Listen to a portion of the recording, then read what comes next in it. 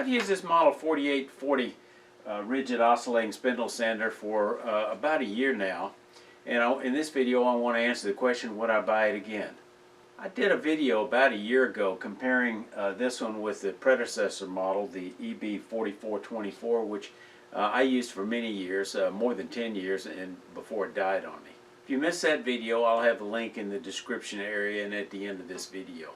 I want to give a shout out to Scott Rivers 6472 for suggesting this 1-year follow-up, because there was a lot of interest in that first video, so I thought there'd be some interest in dealing with some of the things that Scott asked about. In Scott's comment, he said in a search he didn't come up with too many alternatives to this Ridgid spindle sander, and the Ridgid seemed to be the one that was most recommended. He also suggested he'd like to see a demonstration in changing out the spindle for the belt sander. So in this video I'm going to do that. And I'm going to respond to some of the comments that I got from that earlier video I did. First, let me say I bought this Ridgid spindle sander. I'm not getting paid by Ridgid, and I'm not urging you to go out and buy a Ridgid. I just want to give you the information that I have on it.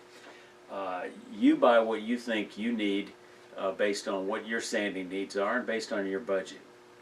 One of the features of this model and the predecessor model is, I'm not sure I pointed this out before, is the miter gauge slot. It does not come with a miter gauge, but if you have one for your table saw or other tool, you can use that. That might be helpful for keeping this squared up to do some sanding on the end of something, or if you wanted to put a crisp edge, for example, at a 45-degree angle, you can tilt the table and use this to control the feed rate, if that makes sense to you. I've never used it, but it is a possibility. So let's look at changing out the spindle head, which frankly I do very seldom, so I'm going to be fumbling through this because mostly I just use the oscillating spindle sander for the sanding tasks that I have. But first I'm going to take away this stop block that kind of prevents things from shooting across the room.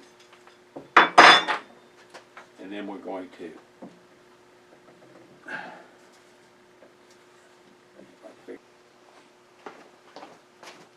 okay, I found a piece in the back that I don't ever use because I don't use this component, but you put this plastic sleeve over here, or in-fitting, and then you use the appropriate table insert that gives clearance, that keeps things from getting down in there, I guess, and use the one that's appropriate for the particular spindle that you're using.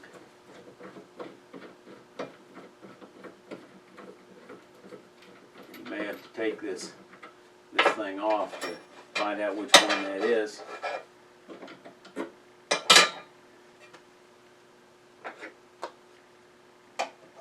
And it fits in this slot. You want to make sure, and the instructions say put a ruler here to make sure it's flat. So that gives clearance to keep from getting your fingers or other things, I think, stuck down in there. But also these openings allow the air to go down through there while your dust collector is on.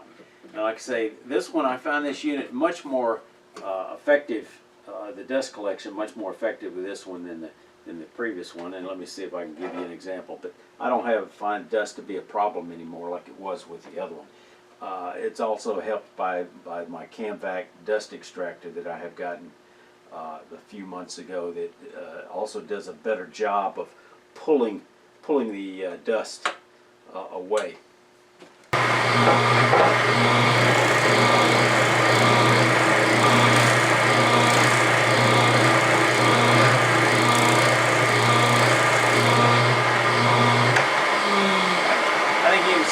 Really sucks the dust, but there is no dust getting around the edge here. Alright, let's reverse the assembly operation. Again, we're going to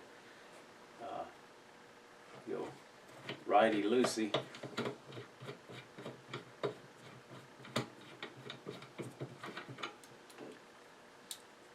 We're going to take this little disc and put it away, compression disc. I'm going to put the spindle back underneath here in the designated spot. We're going to grab this thing and just slide it. Well, first we're going to reverse the thing completely. We're going to take off that disc slot. I'm going to put this back behind the machine where I can find it maybe if I were to change the spindle again. Put this on here. Fits into the slot. And now all we got to do is put this back on and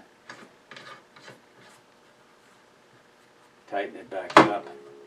Make sure it's in place.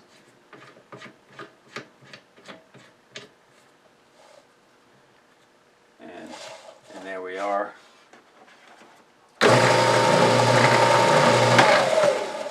And we're in good shape. Let me look at a few questions folks have asked. Okay, one MRP in company. Thanks for sharing your experience and opinions. I've been considering buying a spindle disc like yours, but haven't jumped on that train yet. Did you find this more useful and more productive than a disc sander?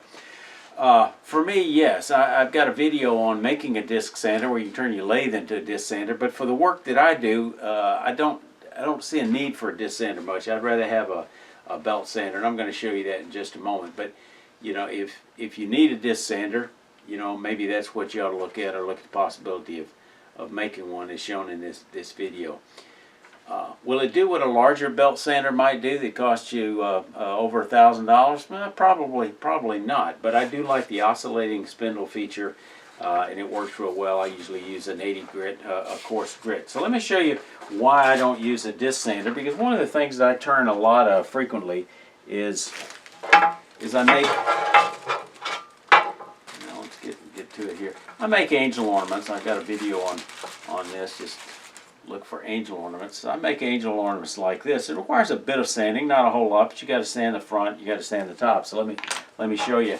The reason I like this is I've got that round surface that I can come in here and easily judge where the edge is. If you do this on a spindle sander, you know, you're going to bump this or this, whereas you can get in here real easily with that. Let me show you that in just a moment after I turn on the dust extractor. The other thing is you have a nib down here at the bottom, and it's just easy to get in here like this. That would be your fingers gonna hit a disc sander, and you're also going to hit the nib at the bottom, which I find real easy to catch on the corner. You could do that with a disc sander or flat, but I like to catch on the corner. So let me demonstrate that for you.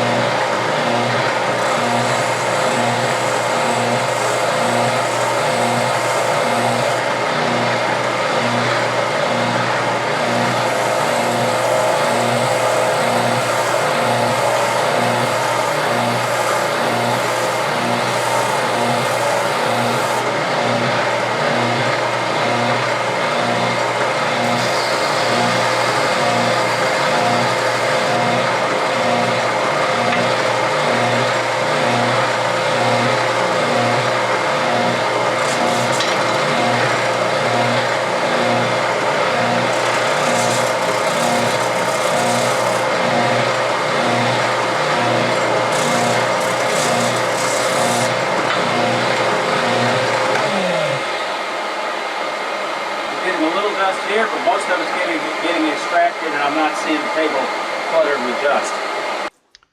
Okay, here's a handy little trick. If you need a drum sander, just simply turn your lathe into one by turning a cylinder approximately 3.5 inches to suit yourself in diameter. Wrap it very carefully with a piece of thin sandpaper. Staple it on each end, and then this works out great for sanding things such as spatulas and other items that would be suitable for a drum sander. So give it a shot. Try.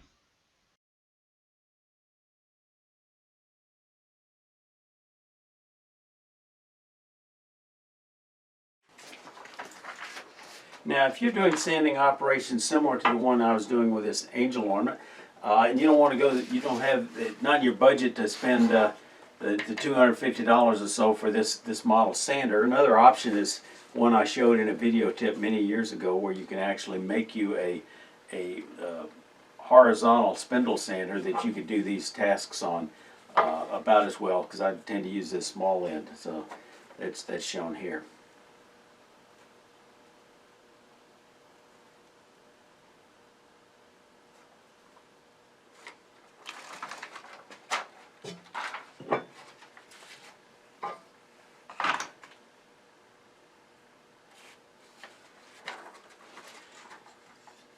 Now, a comment from WS Woodcrafter says, thanks for the video, Mike. I have the same sander and am generally pleased with it. One thing I noticed that when using the oscillating feature, the larger spindle sticks out a little further than the flat portion right here. The result is I'm getting a slightly curved indentation on longer pieces. This happens when I'm not using the table guard. That's this piece.